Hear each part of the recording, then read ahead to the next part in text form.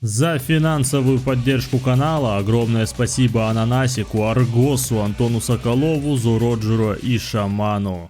Я приветствую тебя, Чумба, с тобой Рабаши. Такинада Цунаяшира, главный антагонист одной из самых популярных новелл по Бличу «Убойся своего мира». Он буквально олицетворяет карму по отношению к греху рождения трех миров. Садизм и, конечно же, злобу, как праведную, так и жестокую, отчаянную. Такинада сильный, расчетливый, в каком-то смысле сумасшедший, и, как по мне, самый опасный злодей, которого мы видели в Бличе. Он больше походит на роль поехавшего маньяка, чем тот же Айзен или Яхве. При этом его мотивы ясны для нас, и если честно, он заставил меня испытать к нему крайне неоднозначные чувства. Но что прослеживалось очевидно, так это восхищение, ведь такой антагонист завораживает, завлекает и вдохновляет. Желаю тебе приятного просмотра, не забудь подписаться, и я начинаю. Нашей отправной точкой будет предыстория, точнее вопрос, который благородный юноша задал своему отцу. Какое существо является королем душ? Точного ответа не последовало, нас ожидала лишь абстракция, указывающая на его значение. Отец сказал, что король душ является краеугольным камнем, связывающим нас. Стержнем не только этого мира, но и других, и если бы его не стало, нас всех ждал бы конец.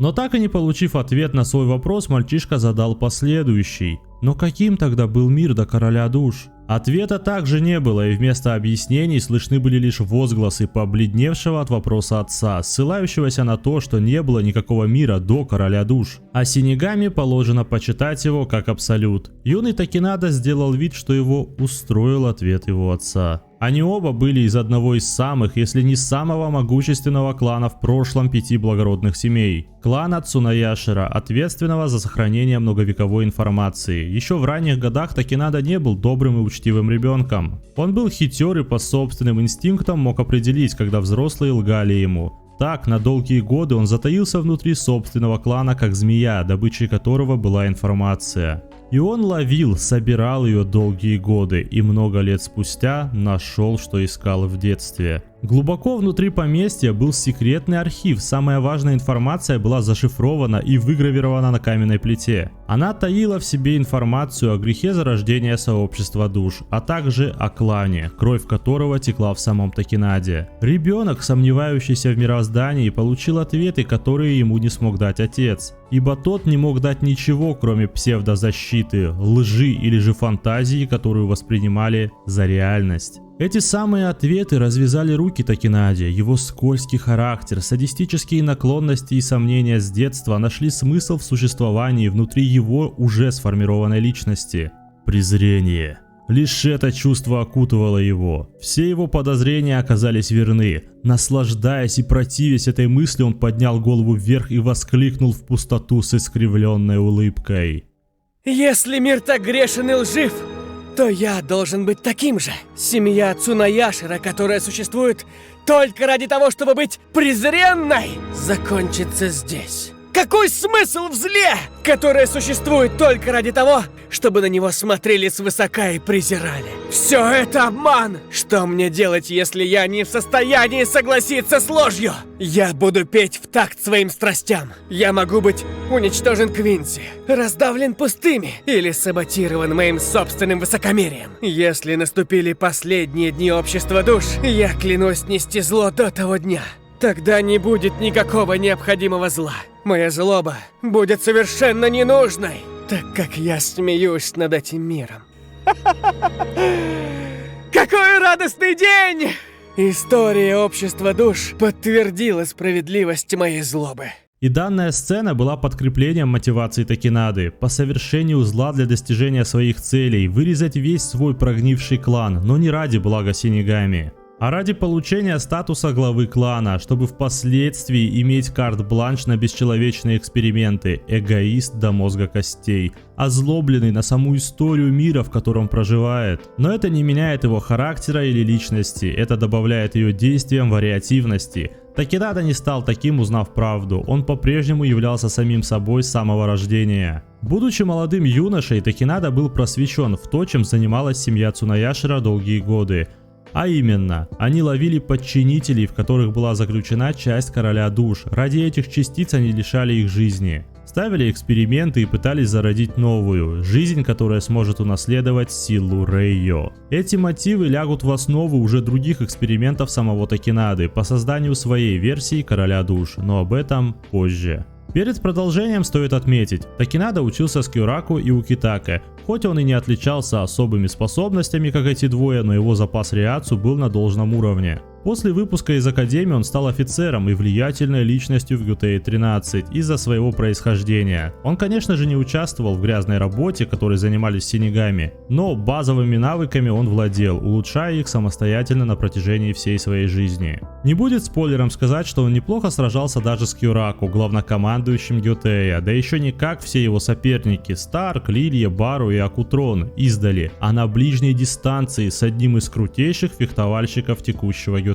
Времена шли, окутанный злобой Такинада нашел удовольствие в садизме, его характер извращался из года в год. Тайно планируя свои будущие действия, он получил приказ от своей семьи жениться на девушке из Рукангая. Это была часть эксперимента семьи Цунаяшира и одновременно высмеивание самого Такинады. Ибо представитель знати, который женился на выходке из Рукангая, то есть из бедного района, автоматически клеймился неудачником. И сам факт наличия такого союза уже бил по ущемленному эго и гордости Такинады. Однако данный союз был неспроста прописан семьей, у клана Цунаяшира были свои планы насчет Какё. Связано это с их маниакальной озабоченностью фуллбрингерами или же подчинителями, такими как представители группировки Гинджоу, что дает объяснение, зачем им нужна была простолюдинка. В ней была такая же частица Короля Душ, за которыми и охотились представители данной благородной семьи. Их цель была в рождении ребенка с такой же силой, а в дальнейшем и создании нового, запасного существа, схожего с Королем Душ. Что же до самой Какё? Она была доброй и честной девушкой, которая желала справедливости без кровопролития и любила мир, в котором живет.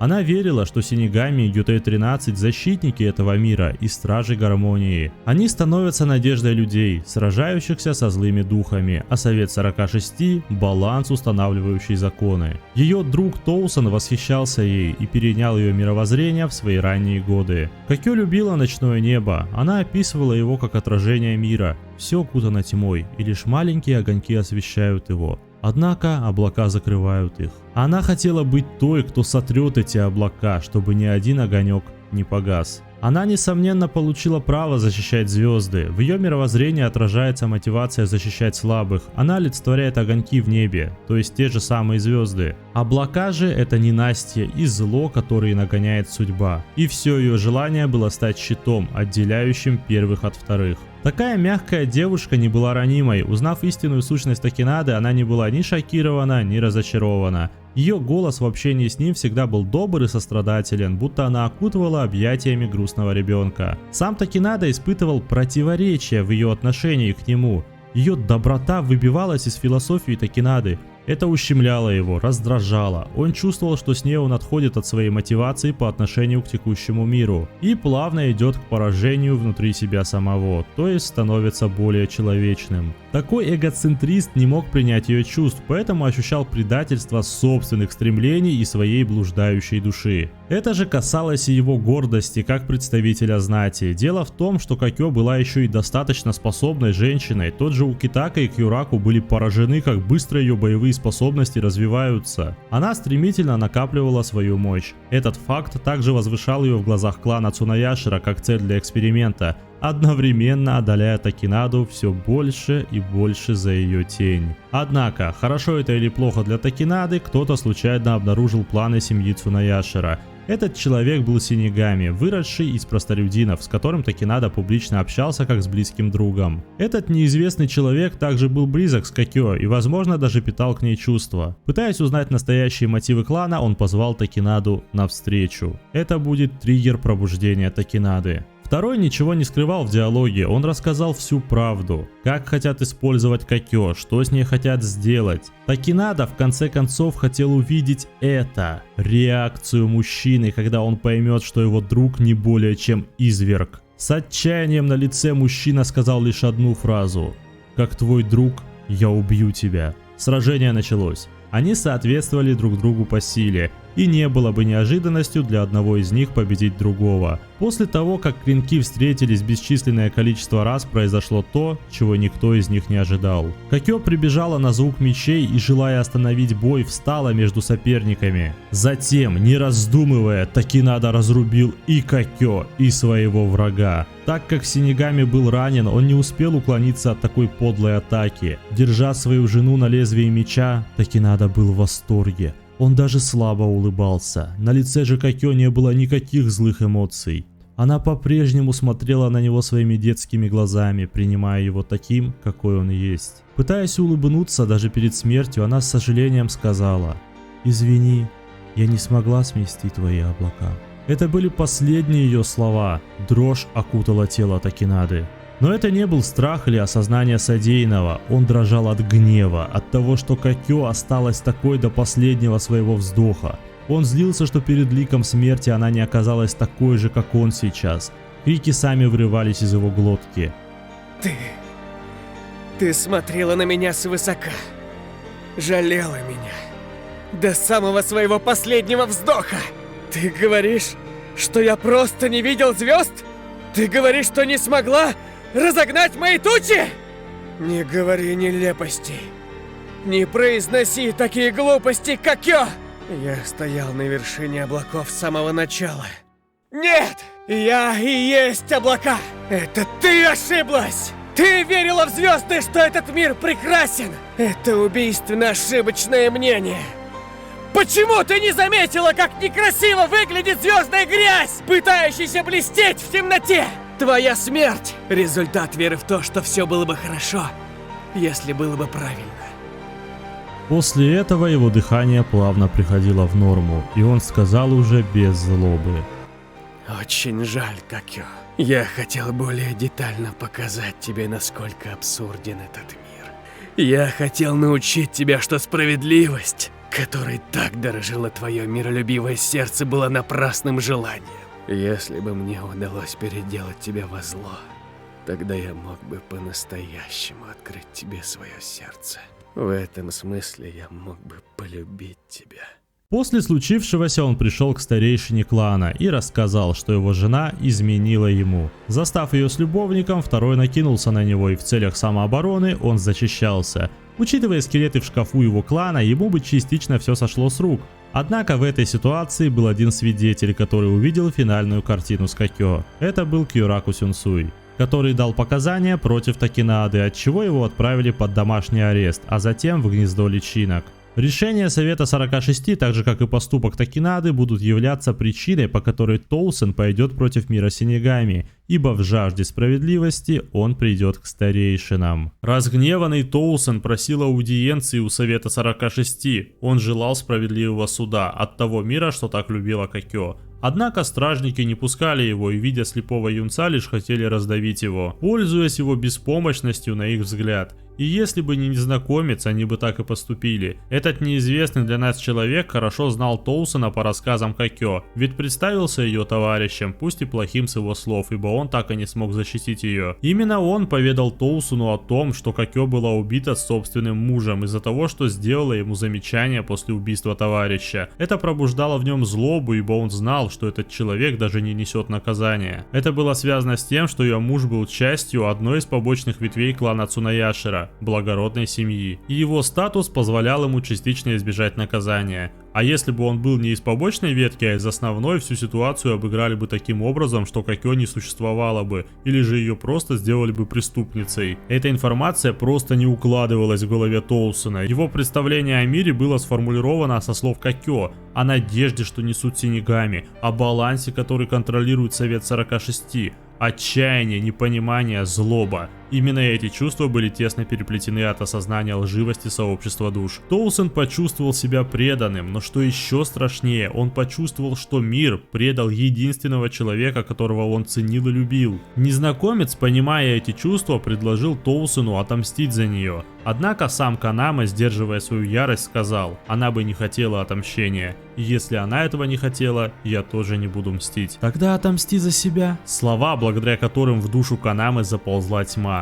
Но и ее он из последних сил поборол, сказав, что ее последнее желание – мир и справедливость, и он будет чтить это. Незнакомец поразился таким словам и попросил его жить, унаследовав желание Кокё, чтобы бессмысленное кровопролитие больше не охватило этот мир, перенимая ее последнюю волю. То, что она рассказала свою историю человеку, сидящему перед Тоусеном, значило, что она действительно полагалась на своих товарищей шинигами. Придя к этой мысли, он почувствовал облегчение от того, что среди шинигами есть те, кто знал ей цену. Он хотел выделить место в своем сердце тому человеку, который помимо него познал ее внутренний мир, не сломанный жестокостью реальности и не лишенный доброты. Канаме спросил имя незнакомца, который был перед ним. Это был Цунаяшира Такинада, муж, убивший Кокё. В этот момент весь мир Тоусена перевернулся, а все мысли покинули его после осознания имени его собеседника. Взревев как зверь, он напал на Такинаду, но однако был растоптан.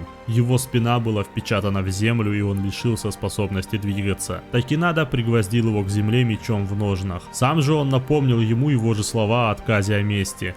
А значит, его прощение. Ты ранее ответил на мой вопрос, да? Чтить ее желание, ты сказал. Думая о ней, не лучше ли простить меня, отпустить свою ненависть и жить той жизнью, которую мы с Синигами защищаем? Разве не этого хотела моя жена? Пожалуйста, пойми это ради нее. Хотя у тебя все равно нет сил для мести, ведь ты не можешь абсолютно ничего. После этого он позвал стражников, сказав, что Тоусен напал на него. Сам же Канаме, осознавая, в каком лживом мире с ужасными людьми он живет, был избит стражниками. Но в какой-то момент они будто бы забыли про него. Человеком, что спас Тоусена, был Айзен. Он почувствовал отчаяние в нем от частицы этого никчемного мира.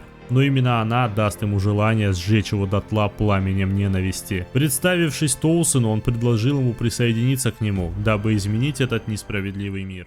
Теперь, узнав о том, как Такинада косвенно повлиял на Тоусена, мы вернемся к нему самому. Такое поведение Такинады, его постоянное вранье объяснялось следующим. Для него не имело значения, кому он врет. Товарищам, родителям, верхушке клана или власти. Он расценивал всех людей как игрушки, которые созданы лишь для того, чтобы его жизнь была вариативнее и полноценней. Проведя долгое время под фейковым заключением, Такинада будет принимать участие в делах клана Цунаяшира. Если быть точнее, они будут собирать трупы фуллбрингеров, коллекционируя частички короля душ в личных целях. Положение внутри семьи, которое отвечает за информацию всей истории сообщества душ, даст Такинаде в первую очередь знания о всех битвах, происшествиях, занпакта и артефактах, в том числе о банкаях и шикаях. Практически он имел доступ ко всему, что могло его интересовать, исключая новую информацию из Дворца Короля Душ и до недавнего времени Уэкамундо. Но чего же хотел Такинада? Он желал нового мира, который родится в результате анархии. Он не просто возжелал свергнуть Короля Душ как символ. Он хотел посадить на трон нового Короля Душ, у которого была бы своя воля. Или же возможность принимать решения, на которые его наталкивает Такинада. Однако была проблема. В собственном клане он занимал низкое положение, и хоть и имел доступ к многому, этим он не руководил, а недавние события с Кокё тем более уронили его в глазах остальной благородной семьи. Но это не волновало Такинаду, ибо опять-таки все его окружение – игрушки. Продолжая играть роль пешки клана Цунаяшира, он встретился с Аурой, фуллбрингер второго поколения, обладающий Сакетсу Короля Душ. Это цепь судьбы, один из двух бустеров духовной силы у Синигами, что, кстати, достаточно занимательно, ибо Король Душ это теперь не только органы и части тела, но и что-то нематериальное. Эта девушка, Аура, была лишена собственной воли из-за ее жизни. Поэтому даже после признания Такинады, что он убил ее отца, она не хотела мстить, в свою очередь не понимая, как жить дальше. Поэтому приняла предложение Токича быть его пешкой, с помощью которой он создаст новый мир. Такинада также приложил свою руку к взаимоотношениям Укитака и Гинджоу, который в то время был первым временным Синигами. Роль нашего садиста ляжет в основу ненависти Куга, потому что именно Такинада будет ответственен за убийство его друзей, а соответственно дальнейшую ненависть на сообщество душ. Более того, удостоверение временного Синигами также выполняло роль слежки именно из-за него, ибо это как раз таки в стиле клана Цунаяшира – следить за брингерами. А тут не просто подчинитель, а гибрид Синигами. Укитака хоть хоть и не мог ничего поделать с этим, но был против. У Такинады возникали мысли шантажировать его, однако он знал, что внутри Джушера сидит Мимихаги, рука короля душ. Поэтому он решил просто наблюдать со стороны, не диктуя правила игры напрямую. Ведь был занят совершенно другим. Создавал короля душ. Да, вы не ослышались, клан Цунаяшира собирал сотни лет частицы Рейо, и в период, когда Ванденрейх напал на сообщество душ и все были заняты обороной, Такинада с помощью гения лечебных практик бывшего лейтенанта 4-го отряда Сейносуки Ямады создал искусственную гибридную душу из 1000 частиц короля душ. Однако то, что вышло, находилось в состоянии ни жизни, ни смерти, не двигалось и не могло говорить. Эксперимент оказался провальным. Ключевую роль в стабилизации и усовершенствовании прототипа короля душ сыграли два человека.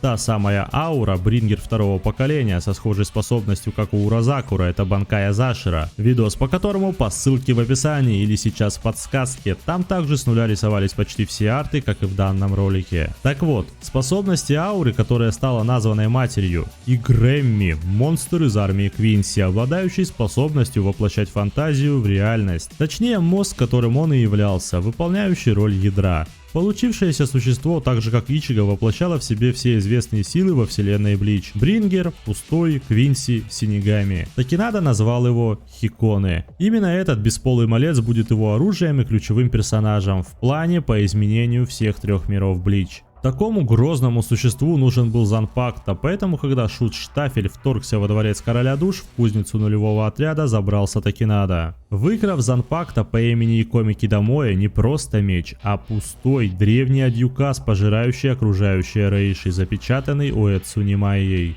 Но, как я и говорил, возможности для совершения действий приходилось все же выискивать, выполнять поручения верхушки клана и плести собственные интриги, пользоваться войной с Квинси, чтобы собирать брингеров для создания своего дворца короля душ, ну и конечно же самого короля душ, выкрадывать тайком Занпакта, адьюкаса и так далее. Действовать Такинада начал после арки ТКВ, когда неизвестный поначалу человек заказал вырезать весь клан Цунаяшира. Они выполнили свою задачу, и в конце остался один Такинада. Благодаря Хиконе и своим собственным способностям отряд убийц был разгромлен, а их лидер, еще не убитый, удостоился диалога, в ходе которого под пытками и конечно же садистической улыбкой Такинады нам говорят, что он и был заказчиком своего собственного клана и даже себя самого, чтобы отвести подозрения. В итоге он обеспечил себе и алиби, и получил желаемое – должность лидера клана. Да не просто благородного, а самого доминантного на тот момент по власти среди всех семей. Это развязывает руки Такинаде, и он начинает действовать, практически не скрывая своих намерений.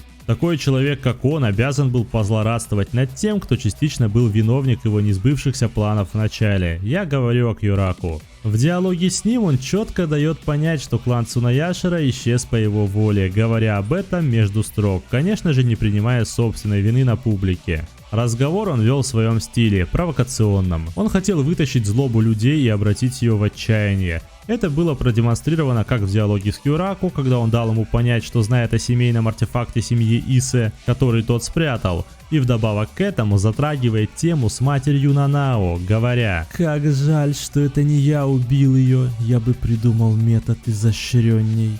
Эти издевки касались и почившего Укитаке, но Сюнсуй сдерживался. Такое же поведение было и с Сойфон, которая пришла для задержания Такинады по подозрению в экспериментах и заказных убийствах, однако на тот момент это действие расценивалось как приказ по защите от Кьюраку, ибо тот не мог отдавать приказы лидеру благородной семьи, пусть и такому как Такинада. Это пассивное задержание не удалось. Вдоволь поиздевавшись над Сойфон, затрагивая тему с Юруичи, появилась она сама. В ходе короткой боевой стычки с напавшими на них ассасинами она нашла доказательства – человеческий зародыш. Такинада пытался создать гибридное существо. Поняв это и пытаясь взять его под стражу, тот исчез. Благодаря билету душ того самого приспособления, которое дал Кьюраку друзьям Ичиго. Перед этим Юруичи выронила интересную фразу в его сторону: «Я бы даже вытерпела Айзена в роли правителя, чем столь презренного человека, как Такинаду». Он воспринимал это как комплимент. Такинада убежал в долину Криков, в которой раньше жил Пятый, 1000 лет назад изгнанный благородный клан. Именно там аура и построила ему копию дворца короля душ. Но за ним уже следовал отряд, не только Синигами, там была и группа Квинси и Аранкар.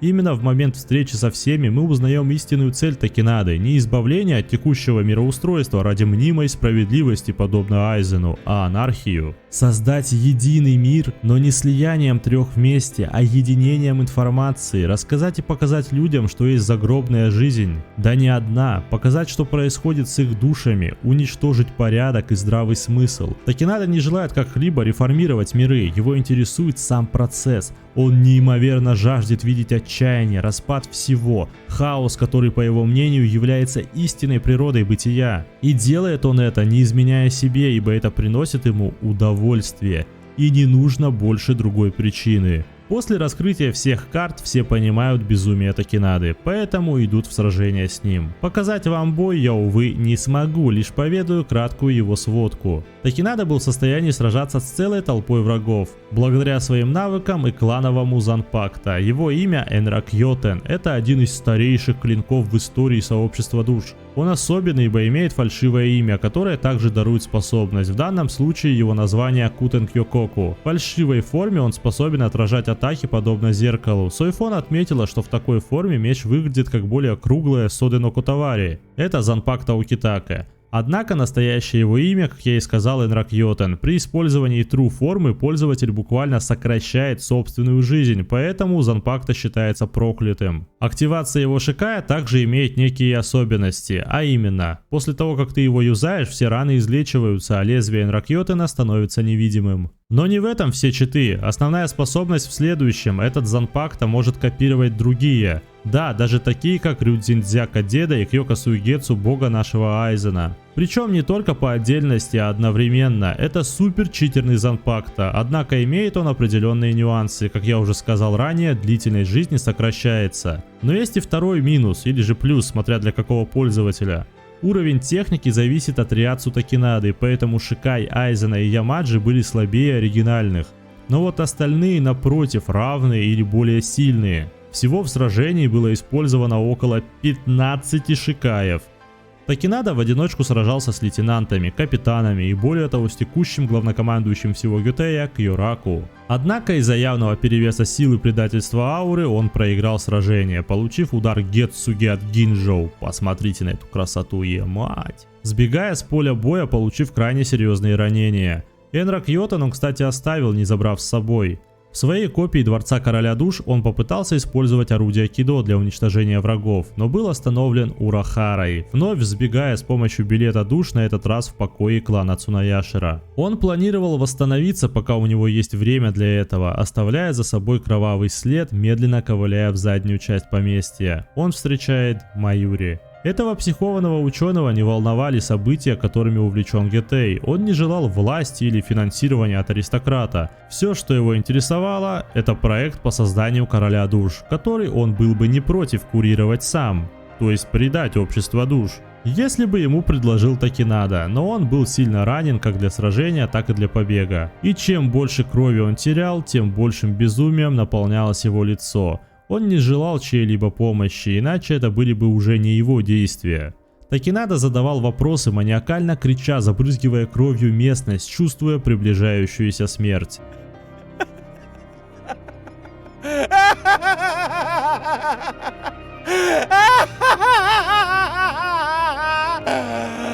Теперь что ты будешь делать? Ты присоединишься ко мне? Убьем ли мы друг друга? Или ты примешь меня, как многих других, над которыми ты властвуешь, заперев, чтобы заставить вечно страдать в качестве подопытного? Независимо от того, какой путь ты выберешь, запомни, человек, которого ты видишь перед своими глазами, и есть сама карма общества душ. Но Маюри это не интересовало, он желал увидеть конечный результат исследований Такинады, поэтому незаинтересованно ушел, давая напоследок совет: двери нужно держать закрытыми. Такинада не сразу понял суть его слов, но в следующее мгновение осознание уже торчало из его живота. Это была маленькая, неизвестная девочка, предположительно дочь членов отряда, который использовал Такинада, чтобы вырезать собственный клан. Она мстила за родителей. Карма. Как иронично, что человек, считавший себя ею, последний удар получил от нее же, в виде маленькой девочки, неуверенно держащей сворованные Асаучи. Выяснив, что это все же месть за родителей, Такинада спросил: «Ты нанесла мне удар из-за подобной чуши?» Эти слова привели девушку в ярость. Она в порыве гнева раз за разом наносила удары по нему, добивая и без того полумертвого Цунаяшира. Часть его органов торчала наружу, а кровь заливала ноги и пол. Ему все еще хватало сил, чтобы попробовать использовать кидо, чтобы убить безымянную девушку, но он не сделал этого. Последнее, что вырывалось с его уст — смех. Презрительный смех. Он смеялся над Тоусоном, который так и не смог совершить свою месть. Он смеялся над Кюраку, который не смог захватить его под стражу. Он смеялся, что именно месть уничтожает клан Цунаяшира. Он продолжал кричать, обращаясь к людям, которых нет рядом. Каури, которую использовал. Хисаги, которому открыл правду. Гинджоу, товарищей которого убил. Кукитака, который пытался найти в Такинаде хоть каплю хорошего. Но когда его глаза стали спокойными, с проблеском человеческих эмоций в них, которые были похожи на спасение, он произнес свои последние слова. Что же, как я и есть звезда.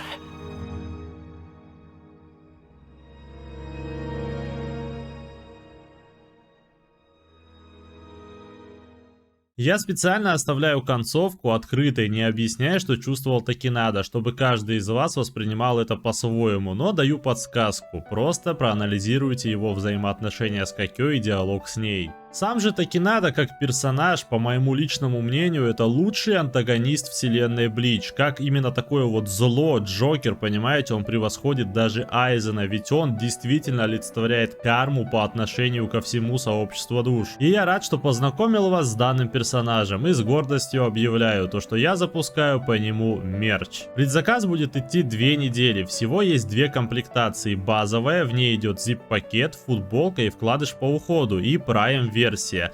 Также zip-пакет, естественно, футболка, вкладыш по уходу, благодарственное письмо, плакат А4 и 2 голографические наклейки. Цена 2390 и 3390. Заполнить анкету на предзаказ вы можете по ссылкам, как в группе ВК, как в Telegram-боте, так и просто перейти напрямую к Google форме. Там все отправится и через 2 недели с вами свяжутся в режиме живой очереди. С тобой был Рабаши. Данный видеоролик выиграл в самом большом ивенте на моем канале и был создан благодаря шейхам и в частности богам с площадки Boosty, но особенную, вот прям, наверное, значительную роль сыграл Ананасик. Спасибо тебе, дружище, это ролик тебе подарок и с предстоящим тебя заранее днем рождения. Это самый сложный видеоролик на моем канале. Чтобы его сделать, пришлось рисовать 40 артов с нуля, ссылка на художника в описании, коллабиться с Никитой Моисеевым, конечно же все ссылки приложил, перелопачивать сценарий мне и Форсу, поэтому в качестве благодарности не забудьте оценить данный видосик. Мы проделали большую работу и, не побоюсь этого слова, представили вам лучший ролик по Такинаде в интернете. Оставайся со мной, Чумба, и подпишись, если еще не сделал этого. Сердечное тебе спасибо и пока.